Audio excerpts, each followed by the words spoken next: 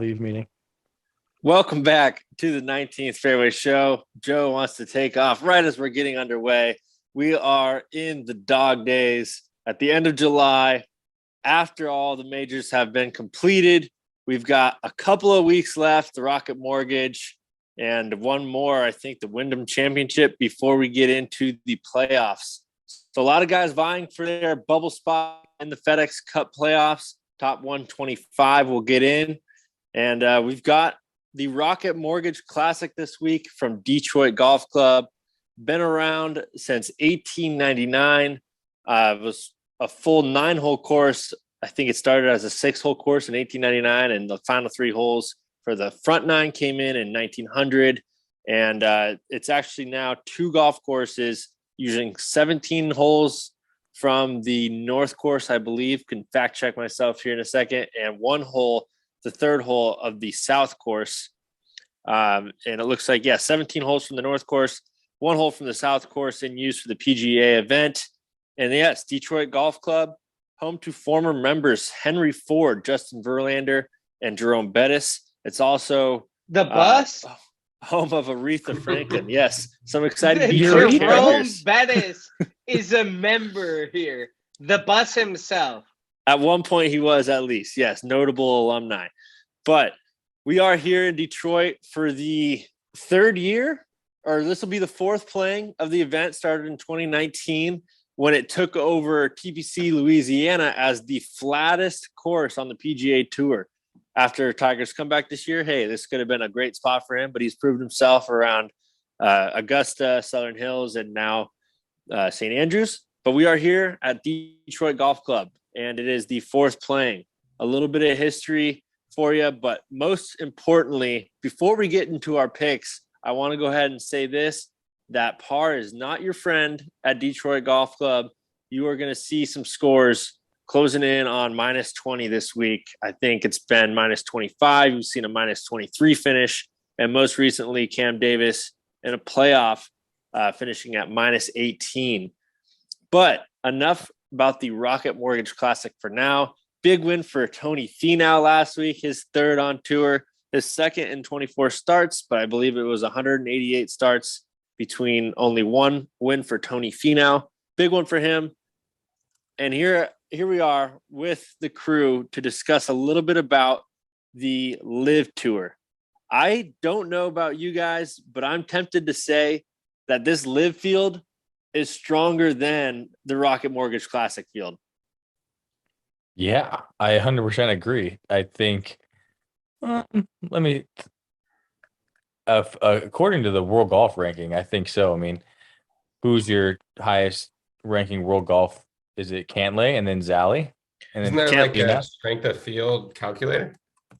There might be. I haven't seen it. But Cantlay, Finau, Zalatoris, and Cameron Young alongside Homa are the highlighted players at the Rocket Mortgage Classic. Looking over at the LIV, you, of course, have DJ, Bryson, Louis, Taylor Gooch, Abraham Ancer. And shout out Abraham Ancer. Flecha Azul tried the Reposado this weekend. That shit was phenomenal. Excuse my French. But, yes, great bottle of tequila. Absolutely loved it. Flecha Azul, if you haven't tried it, go pick it up. It's at your local store. Great tequila. We had the Reposado. Phenomenal stuff. Casamigos! But yeah, Flecha Azul, it's good. I'm a fan too. I've never had it. It's not Definitely. bad. It's not bad. Definitely pick it up. It's nice and smooth. But I'm here to say that the LIV event will be a little bit more entertaining this weekend than the PGA Tour's Rocket Mortgage Classic. Of course, it's only 3 days, so the only thing to watch on Sunday will be the Rocket Mortgage Classic. But, again, when they are both there, you got one event ending on Saturday, one event ending on Sunday. You get good drama 2 days in a row. Kind of love it. I like having both options. And it'll be at definitely a cooler course. I mean, Detroit Golf Club isn't that cool to look at, and we're getting our first look at Trump Bedminster, so that should be pretty fresh to see. It's looking luscious and green in the videos I've seen so far. Definitely excited to see that. I'm not sure that's. I guess it's a small win for LIV, but if you were to say that LIV, one of LIV's, I don't know if this is a marquee event, but, it's one of their events is better than arguably the worst PGA Tour, event, I feel like their standards are a little bit higher. Like they were hoping to battle that Portland event with correlated. That was the same week as the John Deere Classic. So again, Oh yeah, one so of another one of the one that weakers. yeah, yeah. Maybe they just only host these, like events on just the most trash PGA Tour, days. Their scheduling might have had something to do with that. Who knows? But we're going to get into the playoff season, and of course, their match play style format for the championship down at Trump Doral. I believe it's in October, so that's probably even well beyond the PGA Tour season and the FedEx Cup playoffs. But I would have no problem, obviously, saying the PGA Tour FedEx Cup playoffs are going to be way more exciting than any LIV event. But looking backwards, I mean, last year when there was no LIV, there was nothing to compete with a Rocket Mortgage Classic or a John Deere. And now we have something that might be better. And that's just interesting to think about from that perspective of here we are, there's another golf tournament to watch with premier players, and it's not at the John Deere or the Rocket Mortgage. No doubt. I'm and no commercials. No commercials. Yeah. YouTube TV or on YouTube and Facebook, there's plenty of good ways to watch it still. I think LIV is a very fun and fresh, and I mean that in a literal sense. Like it's a fresh perspective on golf, and it's exciting, and it's cool to see the players get excited about that. I know Bryson's channel highlighted the week pretty well, and granted, he has a vested interest in promoting LIV to the highest extent, and saying how great it was, and his caddy saying that it was the best golfing experience that he's ever been to in his entire life. Which it's a heavy statement if that's a genuine statement. I mean, Great. yeah, Great. it's a totally sick. different The thing. video was cool though. They put on a freaking party there. Yeah. Anything else to add to that, Mr. G? Besides just yep. No, not at all. Good for them. It is a party. It is a party. It's a totally different style, and they're just there to have a good time, but get players paid and put on a good tournament. I can't say that I've really had a bad time tuning in to any professional golf event. So the PGA Tour is always the PGA Tour. You have the history there. You have the top names still there by a long shot at this point. And I'm still probably going to be paying more attention to the Rocket Mortgage Classic at this point, but I do want to see a lot of Trump Bedminster, which should have been showcased as the PGA Championship this year. Of course, the PGA Tour or the PGA of America thought it was wise to move on from the Trump name. At the time, they cited the January 6th events from 2021 as the reason why. But here we are. We've got a professional event at Trump Bedminster. Should be a phenomenal golf course. And of course, LIV is going back to a Trump property at the end of the year in Doral for the Blue Monster for their match play championship. Again, I've played there. Great golf course. Phenomenal finishing hole. One of the hardest par fours you'll ever see in golf for that Blue Monster. Excited for that. But we do have the Rocket Mortgage Classic. And with competing with LIV, I don't know. This is a good one to kind of talk a lot about, being that there's two so-so events really that, one could be better than the other. I think it just comes down to how the guys play out there. It'd be interesting I to see. It'd be interesting to see, because on LIV side, when you're promoting it on YouTube, you can see the view count, and it'd be interesting to see the total view count for both parties. Like, because the Rocket Mortgage is gonna be network TV or probably Golf Channel, and we don't get to see those numbers, but we'll be able to see how many are watching for LIV, which is always very interesting, or would be very interesting. It's a good point, especially with what we mentioned earlier, how LIV ends on Saturday, Rocket Mortgage will end on Sunday. So I could see peak viewership on Saturday being on the LIV side, just because it's the end of the tournament, and Saturday you still have a full another round on the PGA side. So interesting to note. And I bet you there is a report somewhere we could try to get some more answers for next week. But we do have the Rocket Mortgage Classic. That's where our picks are going to be, unless you guys want to throw a wrinkle and do both somehow, or just follow along on LIV. But let's let's stick with Rocket Mortgage for now. We're thinking 3 picks each this week. Yeah, probably given the field. And I think one of the most intriguing parts about the tournament isn't necessarily the name brand guys. I mean, like you said, second to last tournament before the playoffs start. So more intrigued on the guys hovering around that 125 number to try to get into the playoffs. And really these guys trying to fight for their jobs and keep their PGA Tour card. And they've been playing 6, 7, 8 weeks in a row to do it. So those are the storylines I'll probably be following this weekend. Mm-hmm. Absolutely. One big name falling into that storyline, Ricky Fowler. I believe he's just outside the 125 right now, fighting for his PGA Tour card. We're talking about Ricky Fowler fighting for his PGA Tour card. It's just absolutely insane to me. Yeah. So what happens? If he doesn't place whatever, top 30 or whatever it's going to be this week, is he back to Q school, or does he have exemptions I'm sure what happens? He's going to have some special exemptions. I don't know if he'd have to go straight back to Q school. I really don't know. I mean, a guy like Ricky Fowler, 20 PGA Tour wins, but you think he would get through Q school fine? He has certain exemptions because of his career money earned. So he'll obviously get some sponsor exemptions too. But yeah, that's a good question. Like Corn Ferry Tour. Can you imagine Ricky on the Corn Ferry Tour? Like, I don't think that'll happen, but that's a really good question. He's 132nd right now, so he's got to have a pretty good jump. I don't know how it worked. The guys that already committed to LIV, they just announced something about reshuffling of the points. I don't know exactly what happened. That's exactly what I was going to get at too. I think there's at least 8 players who would be defect from the top 125. And that would mean Ricky is currently in as of right now. Yeah, wow. Like I see Brooks Koepka on the list. Like definitely Taylor Gooch probably in there. Yeah, Abraham Answer. People are going to jump up for sure. Oh yeah, because all the those number guys was are 8. bounced out. Yep. So the PGA Tour is going to keep a rankings for both, I believe, is what I was hearing. But more to come on that. We'll find out more as we get to next week when the bubble watch is in full effect.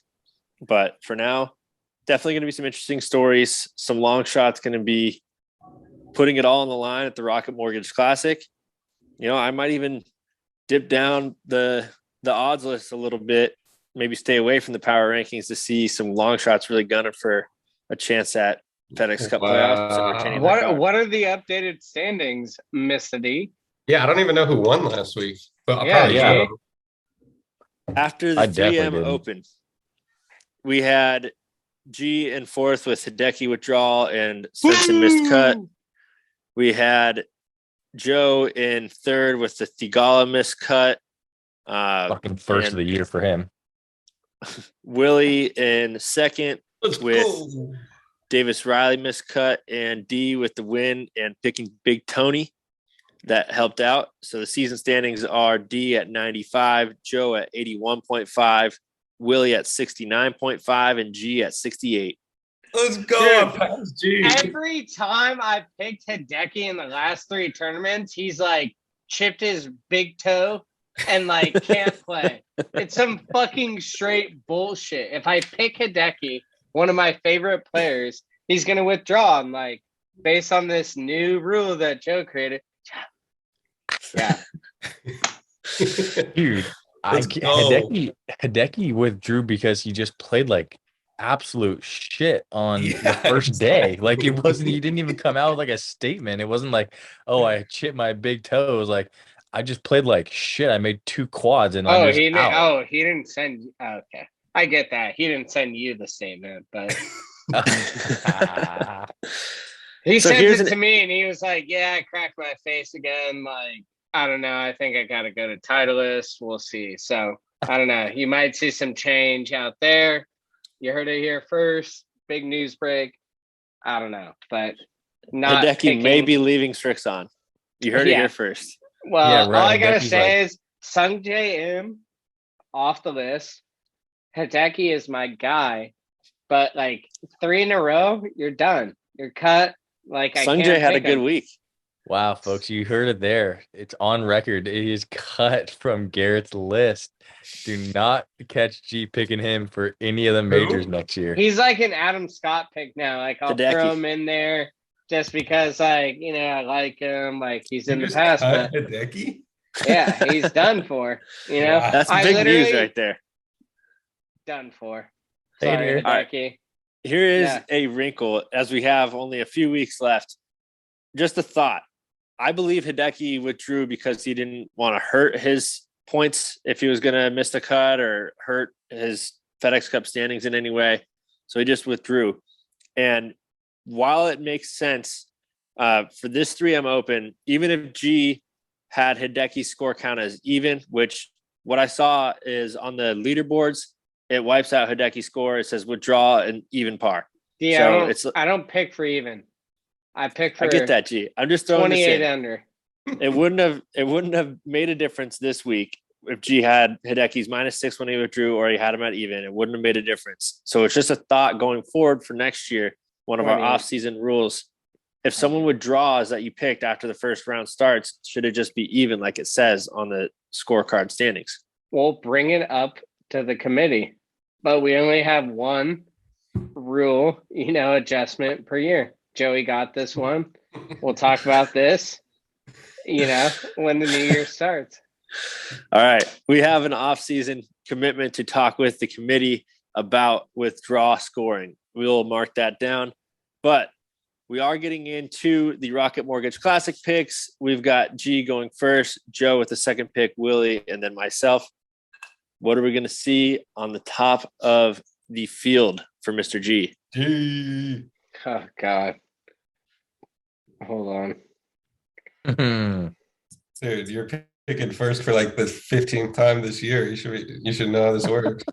Oh, coming from the guys who just started to get ahead of me in points after I didn't give a fuck for the past 2 weeks. I don't even think I actually picked. I think I just left it up to chance. But now that I'm like back in here, I think you and did. like I think you and did. like the fact that I'm like doing it again. The one person fuck. you did pick was Hideki, though. Didn't Yeah, and then work you out. went power rankings after that. Well, I got news here. He's not getting picked again. We heard my pick Feel on on that.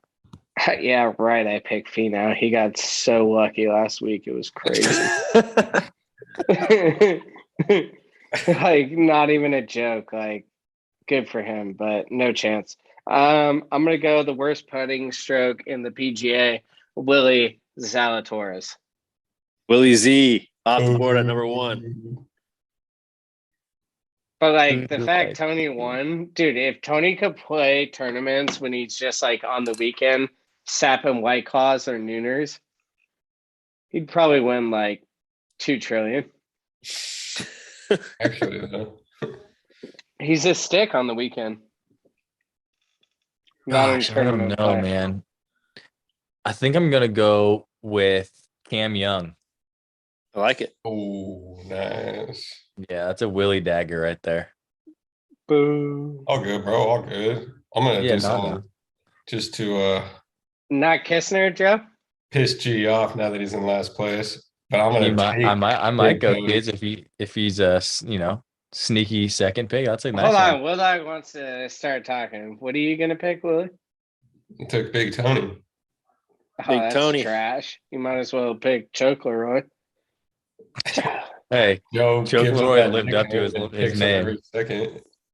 Joe Lord lived up to his name big time at the Open. I don't think we've talked about that. Oh, spit your shit, Joe. No, we did. Willie and I talked a lot about it. You joined a little late for that pod, Mr. Yeah. Joe. Oh, yeah. You On didn't me, on me. rewatch, Joe?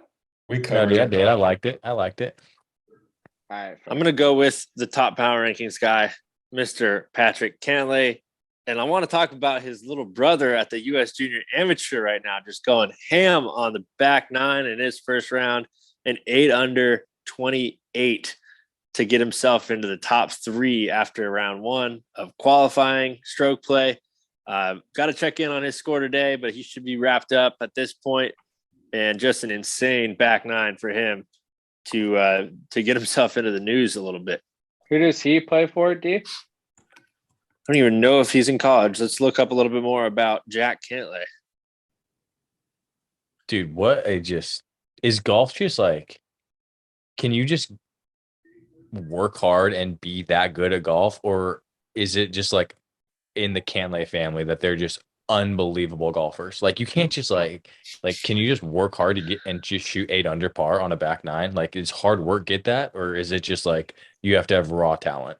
It's a I feel like when natural you- progression of Both. the sport. Yeah, and both. He's an incoming freshman at Long Beach State, and he's from the SoCal area with his brother Patty. But I imagine if you play with the PGA Tour Player of the Year in 2021 at home and during the off season, you probably get some good tips and tricks to get your game dialed in the right direction. But Yeah. it's got to be some natural talent and a lot of hard work for sure. I mean, shooting 8 under on a 9 holes at Abandoned Dunes during a U.S. Junior Amateur, setting a USGA record, that's just insane. It's just stupid. Like what? Like that's a course too. Like maybe he's played it like 2 or 3 other times, and that course can change drastically and like depending on what season you played in. And it's just like to do what? Shot 8 under on a 9 holes. You birdied every single hole Crazy. except one on the back 9. What? He had 2 eagles.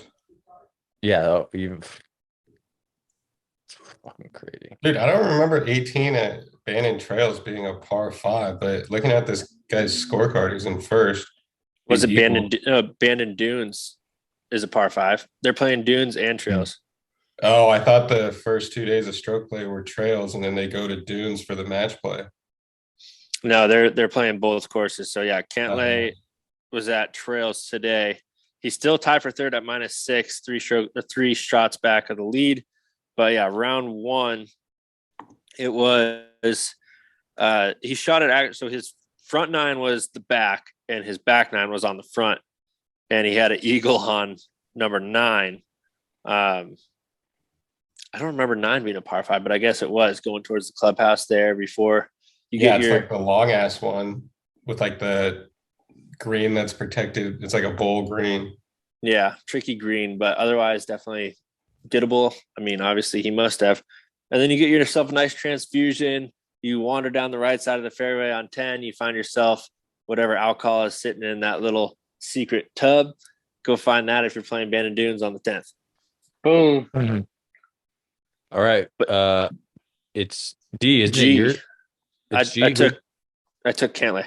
Oh yeah, that's right. All right. I'm going a Joe pick here. And going No. Barstool Kistner, aka Oh, Kevin that's- Kistner. Will Dog, I need Yes. odds on all my picks for top 10 too.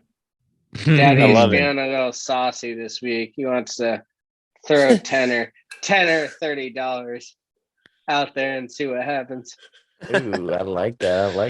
All right. $25 minimums, bro. Yeah, Will Dog, obviously I'm fucking throwing bank. Guys, the podcast, everyone. I'm not throwing bank. Will Dog, text me.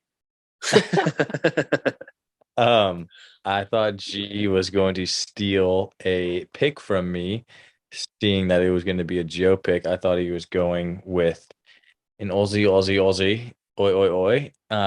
But he didn't. And so I am going to go with Mr. Cameron Davis. It's not often that a first-time defending champion arrives with such strong form, but here he is. Joe, Or you top 10. actually thought I was going to pick Cameron Davis. I don't even think I've ever heard of this food. Dude, Will Dog just watched him in Tahoe hit absolute bombs, and he finished T10, bro, in his Am last. I Willie? 10 starts. Willie 5000? No, but that should supersede. You're right. Welcome. That is a good point. I should know that. Willie knows it. Yes, I'm Oh, going wow. Cam Davis. You didn't even pick Coach Straka? Who's Coach Straka? Seb Straka. Oh, dude, that guy. He's probably like still drinking beers at Pete's, like trying to fight everybody. He for sure is. I'm Really? going to take Max Homa then. He's just been playing well. Been riding him a little bit this year. Sticking with it. Decent. gonna be back on some normal golf terrain for the first time in a minute, opposed to those European link style. Mm-hmm. We get 3 this week, yeah, boys. Mm-hmm. Oh shit, okay, boys. Oh, but it's D, bud. I'm gonna head Hey, bud. back to California. So I've got a UCLA guy, and I'm gonna add a Stanford guy in Mav McNeely. Oh wow, wow, wow. Wow. Nice. Never heard of him, dude. Good pick. I feel like you picked him recently. Actually, you did end up with him on your squad recently. D, was Clearly that didn't a work out power rankings thing? Maybe. Makes sense. You know golf better than I do. Just for the people. My turn. Gotta don't go think Adam people Scott for could the tell. last pick. Oh yeah, thanks, Will. Like no one asked. All right. Adam Scott for my final pick. And that'll be it for me this week. pretty solid squad. Thank you. Should we cut Will Dog's feed? Just kidding. Will Dog on mute real quick while Joe makes his pick. Oh yes, it is me.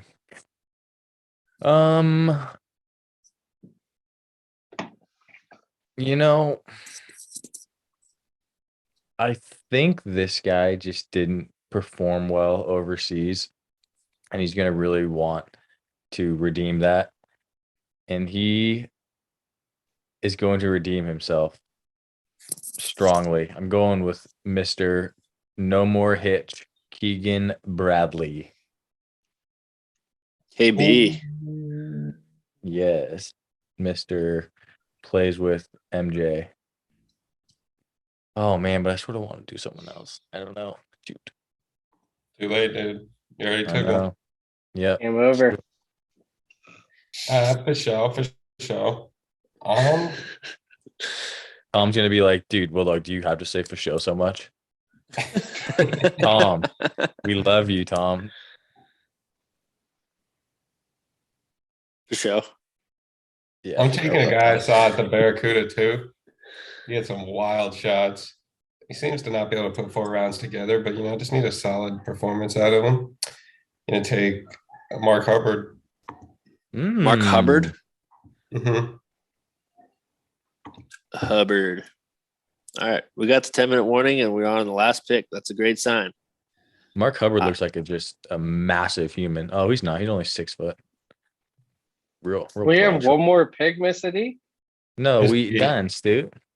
I'm the last pick, Mr. RG. Oh, yes, no, Stu. Sorry. I am going to move down the odds list, at least Vegas odds. And I want to shout out Bet Online for having Matt Kuchar spelled Kucher instead of the way he typically spells it. But I'm going to go with a pick you might have seen on No Laying Up recently. This guy was top 10 in the U.S. Open. He's, friend by friend association.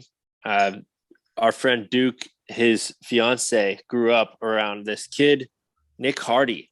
Shout out the Fighting Illini and Nick Hardy at plus 11,000. I'm going to throw him in as my final pick and hope he rises to the occasion, solidifies himself. This is my bubble chaser for the week. Nick Hardy, go and get it, kid. I saw him at the CUDA too. How do you look out there? How did he finish? Oh, I only saw him hit on 1 par 3, put on the green. He had some wrist tape though. I think he's always got some wrist issues or something. Looking out for that. I also want to point out 3 up-and-comers to be playing this week. We've got Chris Goddard up, the Haskins Award winner from this season at OU Sooners. And then you've got Cole Hammer. He's a big name coming out of college. He played in the 2015 U.S. Open as a 15-year-old, just won a national championship with the Longhorns. He'll be out there. And then Stanford sophomore, still retaining his amateur status, missed the cut at his home state U.S. Open in Massachusetts, but then went on to go T4, I believe, at the Travelers Championship the next week. And here he is back in PGA Tour play, Michael Thor Bjornsson. I'll be looking out for those 3 as the up-and-comers But yeah, should be a great week from the Rocket Mortgage Classic. Guys, if you're not already, please do like and subscribe to the YouTube channel. Hopefully more coming there. Also follow along, listen in on Spotify. We've got Instagram and TikTok at 19th Fair. We appreciate you joining as always. Shout out Tom and shout out my guy KB with the official Warriors locker room championship swag. Let's go Dubs. Oh, Dubs. Awesome. Let's do it. Boom.